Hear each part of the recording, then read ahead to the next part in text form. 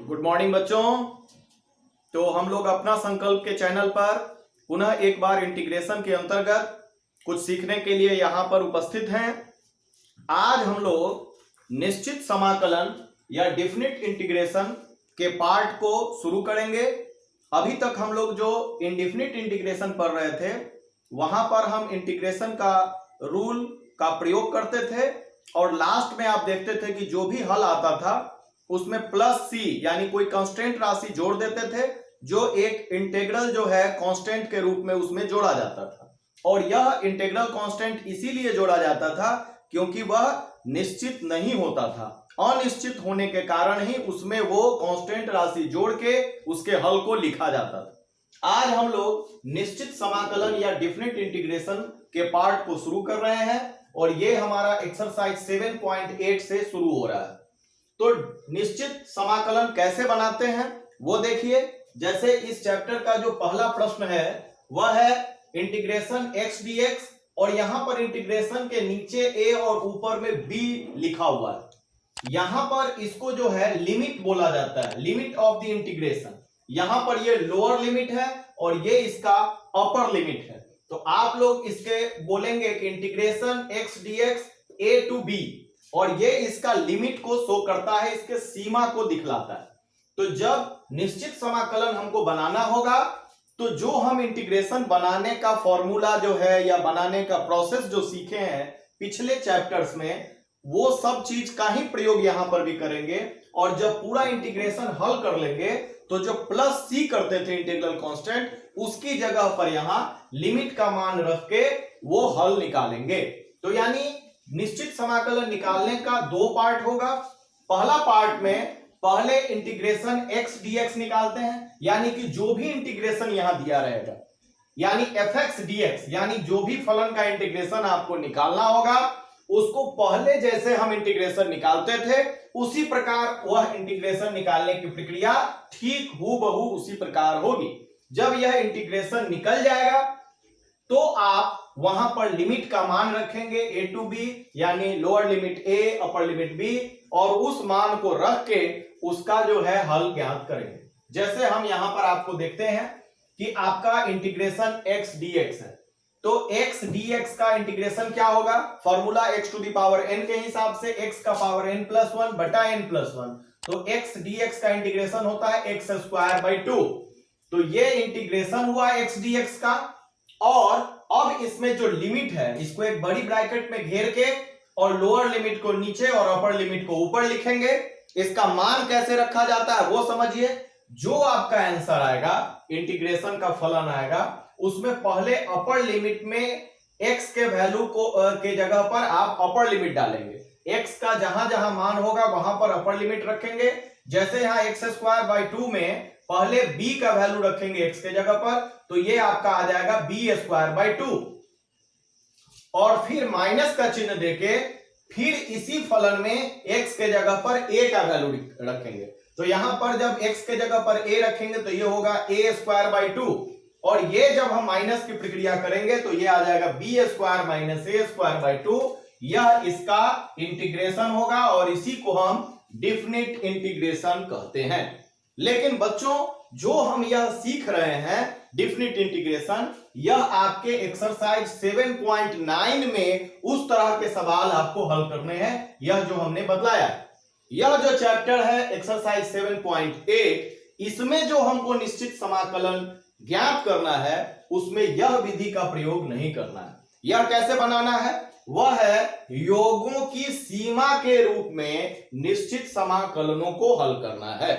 योगों की सीमा के रूप में मतलब एज लिमिट ऑफ सम्स, इस रूप में आपको डेफिनिट इंटीग्रेशन ज्ञात करना है। इस चैप्टर में हमको डेफिनिट इंटीग्रेशन ज्ञात करने का जो रूल होगा योगों की सीमा के रूप में, उसके लिए हम इस फॉर्मूला का प्रयोग करेंगे कि integration fx dx a to b यदि रहेगा तो उसके जगह पर फॉर्मूला यूज होगा limit h tends to 0 h और इनटू ब्रैकेट में fa plus fa plus h plus fa plus 2h plus dot dot dot plus a plus n minus 1h, और यहां पर जहां पर आपका NH बराबर होगा B माइनस A। तो आप लोग यह जो सूत्र है इसको आप लोग अपने कॉपी में नोट कर लें। भविष्य में जब भी आपका योगों की सीमा के रूप में आपको इंटीग्रेशन ज्ञात करना होगा तो उसमें यह सूत्र के रूप में आपका प्रयोग होगा। अब इस सूत्र का प्रयोग करने में यहां पर देख रहे हैं कि A है, यहां पर h टेंड्स टू 0 और यहां पर h है। यहां पर A है, फिर A के साथ एक H जुड़ा, फिर A के साथ 2H जुड़ा, यह H प्लस होते जाएगा। यहां पर एक भी H नहीं था, फिर एक H, फिर 2H प्लस डॉट डॉट, कहां तक जाना है? यहां पर n-1 H इसमें A के साथ जुड़ेगा और इस प्रकार ये पदों का योग के रूप में होगा। इसी को योगों की सीमा के रूप में डिफरेंट इंटीग्रेशन ज्ञात करना कहा जाता है। और यहां पर NH बराबर B माइनस A हमको रखना है। अब यहां पर कुछ और भी सूत्र इस चैप्टर में प्रयोग होंगे जिसकी पुनरावृत्ति हम लोग कर लें। ये सब आप लोग फार्मूला पढ़ चुके होंगे कि जैसे a से लेके n तक के प्राकृत संख्याओं का योग का फॉर्मूला होता है n इंटू n प्लस 1/2। लेकिन यहां पर चूंकि जो आपका पद है वो n-1 के रूप में है, तो आप ध्यान रखें यदि 1 प्लस 2 प्लस 3 और लास्ट पद n के जगह पर n-1 होगा तो यह फॉर्मूला क्या हो जाएगा आपका? n के जगह पर यहां पर n-1 और n में एक जोड़े तो n प्लस 1 हुआ, और जब n-1 में 1 जोड़ेंगे तो ये आपका आ जाएगा n, यानी 1 से लेके n-1 प्राकृत संख्याओं का योग का फॉर्मूला होगा n-1 इंटू n बटा 2।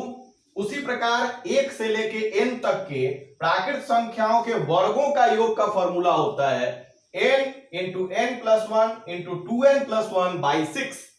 और जब यहां पर n के जगह पर n-1 का होल स्क्वायर रहेगा, यानी 1 से लेके n-1 तक के प्राकृत संख्याओं के वर्गों का योग निकालना होगा, उस स्थिति में आपको n के जगह पर यहां n-1 रखना है। यहां पर n के जगह पर n-1 रखेंगे या प्लस 1 करेंगे तो कैंसिल होके n आ जाएगा, और उसी प्रकार n का वैल्यू रखने से यह सूत्र आपको प्राप्त होगा n-1 into n into 2n-1/6। इसी प्रकार जो अगला फॉर्मूला है 1 से लेके n तक के घनों का योग, प्राकृत संख्याओं के घनों का योग का फॉर्मूला होता है n इंटू n प्लस 1/2 का होल स्क्वायर, जो आप इसी प्रकार n-1 का भी फॉर्मूला आप ज्ञात कर सकते हैं। अब यहां पर एक्सरसाइज 7.8 का जो फर्स्ट क्वेश्चन है वो फर्स्ट क्वेश्चन है आपको integration x dx a to b, limit है आपका a to b। तो अभी जस्ट हमने जो फॉर्मूला पढ़ा है जो सीमाओं के योग के रूप में निश्चित समाकलन ज्ञात करने के लिए, तो यहां पर इसका फॉर्मूला है कि यदि fx dx का इंटीग्रेशन ज्ञात करना हो और लिमिट a to b हो तो इसका सूत्र हमारा ये है जहां पर NH बराबर b है। अब यह सूत्र है हमारा और हमारा यह प्रश्न है। इस प्रश्न से इस सूत्र की तुलना करेंगे तो हम देखते हैं कि यहां पर fx dx का इंटीग्रेशन निकालना था, यहां पर x dx का इंटीग्रेशन निकालना है, यानी fx के जगह पर हमारा क्या है? x है, तो fx बराबर x आपको प्राप्त हुआ इस फॉर्मूला के लिए, और यहां पर NH बराबर b माइनस a। अब आपको जो यहां सूत्र है इस सूत्र में आपको fa प्लस h इसका मान ज्ञात करना है। तो आपका जो यहां पर यह प्रश्न है उसका इससे तुलना करने पर हमको क्या प्राप्त हुआ है कि fx बराबर x है, यानी जिस चीज का हमको फलन का मान ज्ञात करना है वही उसका वैल्यू है।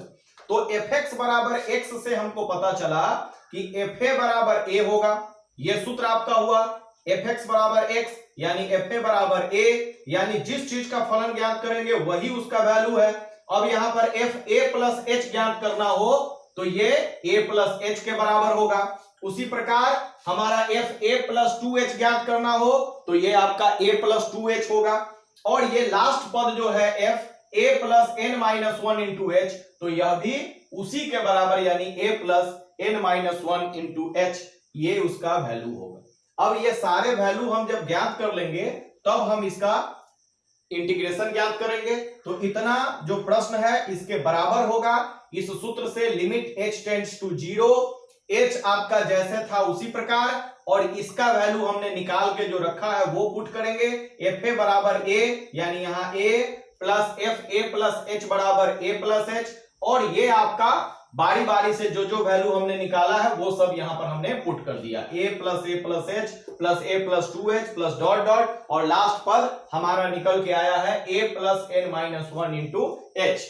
अब जब हमारा ये निकल के आएगा तब इसको जो है सॉल्व करेंगे। अब सॉल्व करने में ध्यान दें, यहां पर a वाला पद बार बार आ रहा है, a यहां पर है, यहां पर है, यहां पर है, प्लस डॉट डॉट फिर यहां पर है। तो हम देखेंगे कि a कितनी बार आया है। ये कैसे आपको पता चलेगा, क्योंकि बीच में यहां पर डॉट डॉट का मतलब है पदों की संख्या आपको ज्ञात करनी होगी कि कितने पद हैं। अब यहां देखिए कि h पहला वाला पद में h नहीं था, दूसरे वाले पद से h शुरू हुआ है, तो यहां पर h है, फिर यहां पर h है, और लास्ट वाला पद में h का वैल्यू क्या दिया है कि n-1h, यानी h का मान जो है 1 2 बढ़ते बढ़ते यहां पर जो आया h का वैल्यू वह n-1h है। तो h की तो संख्या n-1 बार है, ये इसका पता चल गया। 1 से शुरू होते होते h का जो है कितनी बार आया है, तो n-1 बार आया है, और जितनी बार h आया है उससे a एक बार अधिक आया है, क्योंकि सब पद में a प्लस में है, लेकिन यहां पर जो है और a अकेला था, वहां पर h नहीं था, यानी h जितनी बार आया है उससे a एक बार अधिक आया। तो h आया है n-1 बार, तो a कितनी बार आया है, यहां पर n बार आया है, n-1 से एक अधिक बार, यानी n बार a आया है। तो जैसे a प्लस a 3 बार यदि a को जोड़ेंगे तो क्या आएगा, 3a आएगा, 5 बार a को जोड़ेंगे तो 5a आएगा। तो यहां पर n बार a को प्लस किया गया है, इसलिए ये आपका na इसका वैल्यू होगा प्लस। अब h को हम जो है कॉमन ले, सभी h वाले पदों को, यहां पर तो a वाला केवल a था, इसलिए सभी को जोड़ने पर n बार a आया है, तो na हो गया आपका। अब h वाले में h कॉमन ले लेंगे, तो h कॉमन लेंगे तो यहां पर हमारा 1 बचेगा, यहां पर 2h था तो प्लस 2 बचेगा, फिर प्लस 3 बचेगा, एक एक पद बढ़ता जाएगा, और सबसे लास्ट में आपका क्या कॉमन आएगा, n-1 कॉमन आएगा। और ये हमने अभी तुरंत जस्ट फॉर्मूला पढ़ा है कि 1 से n तक के प्राकृत संख्याओं का योग होता है n इंटू n प्लस 1/2, और 1 से लेके n-1 के पदों की संख्या हो जाएगी, इसका योग होगा आपका n इंटू n प्लस 1/2 की जगह पर हो जाएगा n-1 इंटू n/2। तो ये हमने अभी तुरंत सूत्र पढ़ा है, उसके आधार पर 1 से लेके n-1 पदों का योग यहां पर लिखा, h अपनी जगह पर है, na अपनी जगह पर है। अब हम क्या करेंगे कि यह जो सूत्र है कि NH बराबर B minus A value put करना है, इसके लिए यहां पर जो भी है हम कोशिश करेंगे कि मैक्सिमम जगह हमको NH प्राप्त हो जाए। क्यों NH प्राप्त हो, क्योंकि जैसे ही NH प्राप्त होगा हम उसका वैल्यू B माइनस A रख सकते हैं। तो यहां पर जो H बाहर में है उससे मल्टीप्लाई करेंगे तो यहां पर आ जाएगा NHA, तो यहां पर ये मल्टीप्लाई करेंगे और NH को हम ब्रैकेट में लिखेंगे, जिसका वैल्यू हमको पता है, NH को एक ब्रैकेट में, A को बाहर कर देंगे। अब यहां पर भी हम NH लाने का प्रयास करें तो देखिए ये पहले हम इस H से इसको मल्टीप्लाई कर रहे हैं, तो यहां से इस ब्रैकेट वाले में मल्टीप्लाई कर रहे हैं H को, तो ये हो जाएगा आपका NH माइनस H। यहां से इस पद में गुना करने पर यहां पर NH माइनस H प्राप्त हो जाएगा, और ये H से हमने यहां पर गुना किया है। अब इस H से भी इस पद में गुना होना है, तो ये H से इस N में गुना कर देंगे, तो यहां से ये भी हमको NH प्राप्त हो जाएगा। तो ध्यान रखिए हम इस प्रकार गुना कर रहे हैं कि हमको मैक्सिमम NH प्राप्त हो, तो इस H से इसमें गुना करने पर NH माइनस H, इस H से यहां पर N को गुना करने पर NH, और बटा में 2 जो था वो उसी प्रकार रह गया। अब आप H का वैल्यू जो है B माइनस A पुट करेंगे, और जहां अकेला H होगा तो H टेंड्स टू क्या है, 0 है, यानी H का वैल्यू आप 0 पुट करेंगे। तो यहां पर आपका NH के जगह पर रखना है B minus A into A, plus फिर इस NH के लिए रखेंगे B माइनस A। यह जो माइनस H है वह H टेंड्स टू 0 होने के कारण उसका कोई वैल्यू नहीं होगा, वो 0 हो जाएगा, यानी केवल B माइनस A इसका वैल्यू आएगा, और फिर उस NH के लिए भी आपका वैल्यू होगा B माइनस A अब बटा में 2। अब इसका जो है भिन्न के जोड़ की प्रक्रिया शुरू करेंगे, यहां पर इसका बटा में कुछ नहीं, यानी कि बटा में 1, 1 और 2 का लघुत्तम 2, तो 1 से भाग देंगे तो 2, और 2 से इसमें मल्टीप्लाई होगा, तो एक बार इससे मल्टीप्लाई होगा तो AB माइनस A स्क्वायर, और 2 से मल्टीप्लाई होगा तो 2AB माइनस 2A स्क्वायर यहां पर आएगा, और यहां पर इसके बटा में 2 था इसलिए इसमें कुछ नहीं होगा, जैसे है उसी प्रकार मल्टीप्लाई कर देंगे, तो ये आपका बी माइनस ए का होल स्क्वायर हो जाएगा। तो a square minus 2ab plus b square वाले फॉर्मूले पर ये b square minus 2ab plus a square होगा। यहां पर आपका 2ab माइनस में 2ab प्लस में कट जाएगा और आपका बी स्क्वायर प्लस में आएगा और यहाँ 2a स्क्वायर माइनस में है, एक a स्क्वायर प्लस में है, तो यानी माइनस a स्क्वायर बचेगा। तो आपका होगा b square minus a square बटा 2। आप देखे थे कि हम पहले सूत्र वाले फॉर्मूला से भी इंटीग्रेशन इसका ज्ञात किए थे, तो आपको b square minus a square by 2 आया था। इस तरीका से भी आपका इंटीग्रेशन इसी प्रकार प्राप्त हुआ है। इस तरह से ये आपको इस विधि से आंसर प्राप्त हुआ। अब इस एक्सरसाइज का सबसे लास्ट प्रश्न आपके लिए हम लेके आए हैं।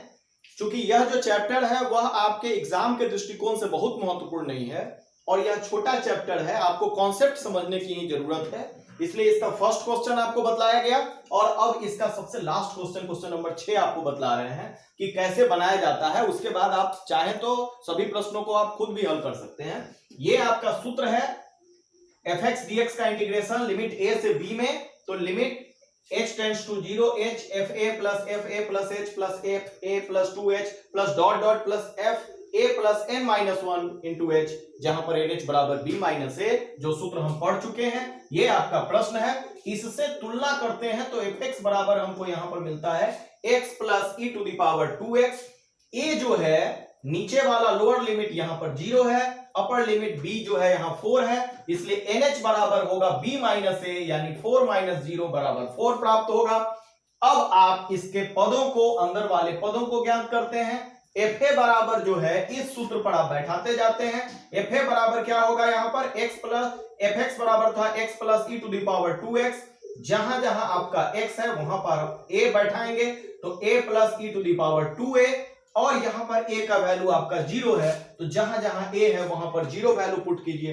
ये वाला पद 0 हुआ, यहां पर 2 इंटू 0 यानी e का पावर 0 होगा, यानी ये आपका हुआ e टू द पावर 0। उसी प्रकार f a प्लस h निकालने के लिए यहां पर x के जगह पर a प्लस h और e to the power 2 into आपका यहां पर 2x है, तो 2 इंटू x के जगह पर a प्लस h आया। a जहां जहां है उसका वैल्यू 0 रखेंगे तो यहां बचेगा h plus e to the power, यहां पर आपका a का मान 0 रखने पर 2h आएगा। उसी प्रकार f a प्लस 2h का मान निकालेंगे, यहां पर x के जगह पर a plus 2h plus 2 e to the power 2x, 2 into x के जगह पर a प्लस 2h, a का वैल्यू 0 हुआ तो 2h प्लस ये 0 हुआ तो e का पावर 2 इंटू 2 यानी 4h आएगा।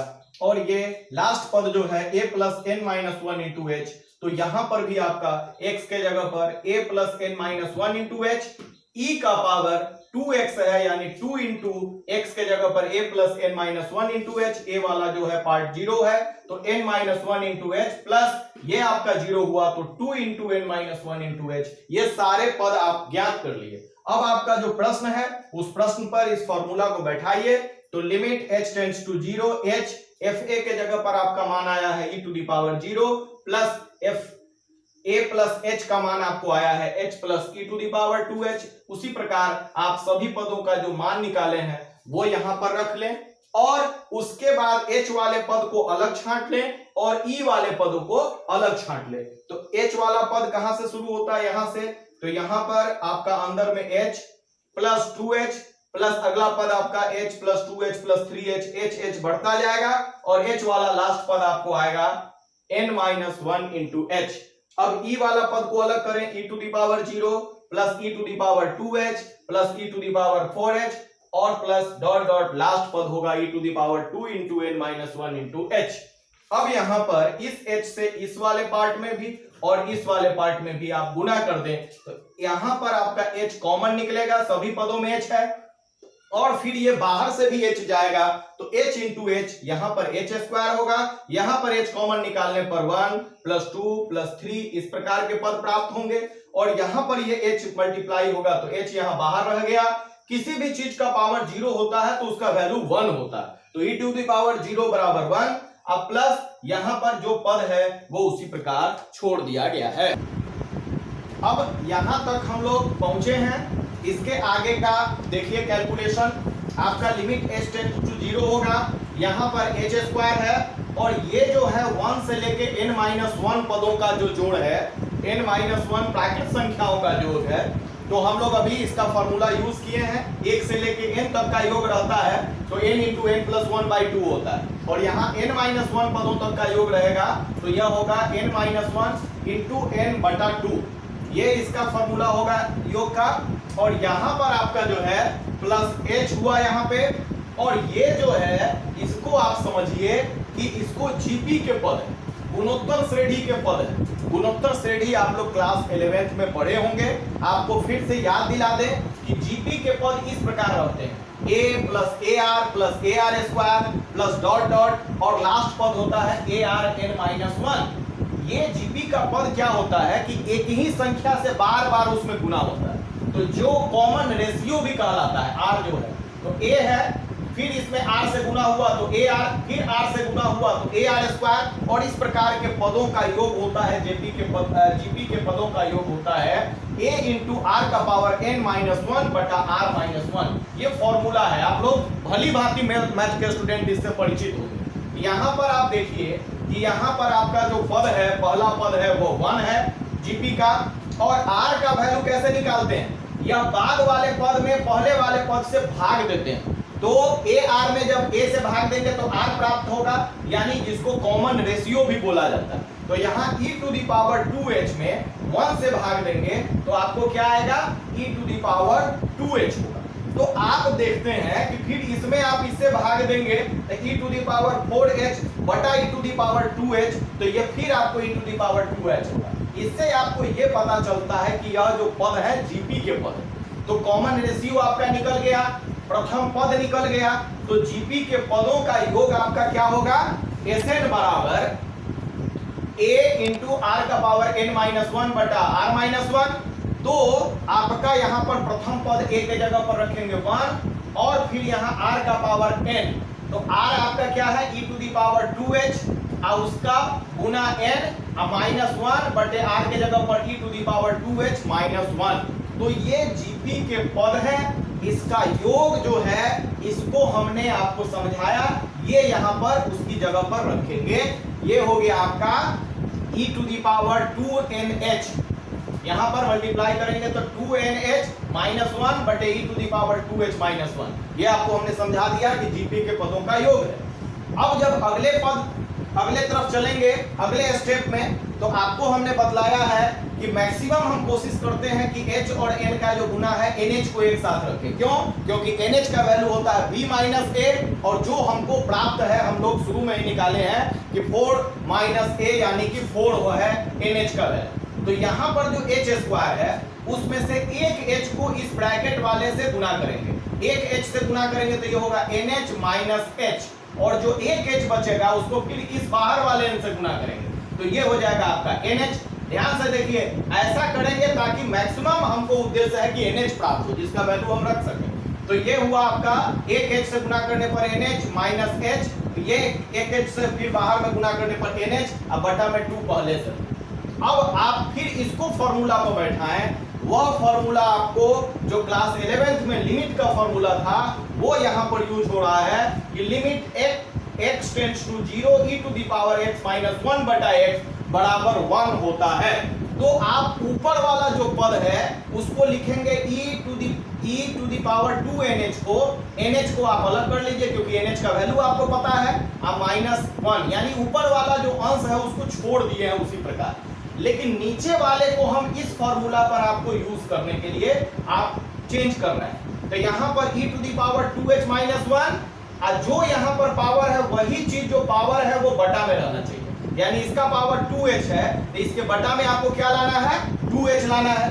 तो यहाँ पर जो मल्टीप्लाई में h था उस h को हम यहाँ पर h को नीचे ले आएंगे ताकि ये पलट के फिर यहाँ पर h के रूप में आ जाएगा, लेकिन फॉर्मूला पर बैठाने के लिए हम यहाँ पर इस h को नीचे ला रहे हैं, लेकिन हमको तो ये जो पावर में है वही नीचे में लाना है। तो यहाँ 2h था तो हमको हर में क्या लाना है, 2h लाना है, लेकिन हमको यहाँ पर प्रश्न में केवल जो हल कर रहे हैं तो h ही है, तो हम यहाँ पर 2h लिखेंगे और जो एक्स्ट्रा 2 से गुना कर रहे हैं उसको फिर ऊपर में 2 से मल्टीप्लाई करेंगे ताकि 2 आपका कट के फिर से बैलेंस होके जो h था उतना ही रह जाए।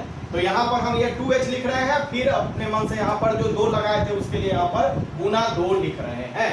तो अब आप h का वैल्यू 0 और NH का वैल्यू 4 जो हम निकाले हुए हैं उसको रखेंगे। तो NH के जगह पर रखे 4, H का वैल्यू 0 जो h टेंड्स टू 0 था, फिर NH का वैल्यू 4/2, ये सारे का वैल्यू रख दिया हमने।